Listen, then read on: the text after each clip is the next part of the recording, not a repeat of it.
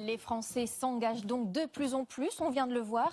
Jeanne Benzina, si on sépare hommes et femmes, alors qui donne le plus de son temps ? Alors, dans les associations, ce sont les hommes qui s'engagent le plus. Regardez, ils sont 27% contre 23% chez les femmes. Et c'est en progression, 4 points de plus qu'en 2010 pour les hommes, 1 point pour les femmes. Les hommes qui sont aussi les plus présents chaque semaine dans une association, 12% contre 10% chez les femmes. Et les hommes, encore eux, qui sont les plus actifs dans plusieurs associations, 11% contre 8% chez les femmes. Alors nuançons quand même, parce que là on parle des associations, mais les femmes restent plus impliquées dans le bénévolat de proximité, comme la vie de quartier, les mairies, les écoles.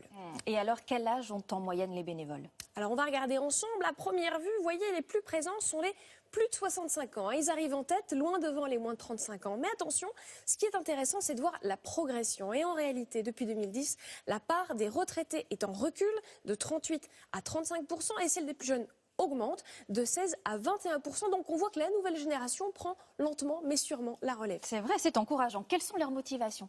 Alors, ce qui revient le plus souvent, c'est l'envie d'être utile, de mener des actions concrètes, puis de lier des relations et enfin donner du sens à son quotidien. Mais ce qu'il faut rappeler, Marie-Sophie, c'est que le bénévolat, c'est aussi une opportunité pour les personnes aux revenus les plus modestes qui n'ont pas les moyens de faire un don en argent et bien de se montrer solidaires. Et là, les études montrent qu'elles sont particulièrement généreuses en temps. Et ceux qui peuvent donner de l'argent, ça c'est tout le temps aussi. Alors évidemment, bien sûr, les Français d'ailleurs le font souvent juste avant la fin de l'année. Donc rappelons qu'on peut le déduire en partie de ses impôts. C'est en ce moment, donc allez-y. Merci beaucoup, Jeanne Benzina.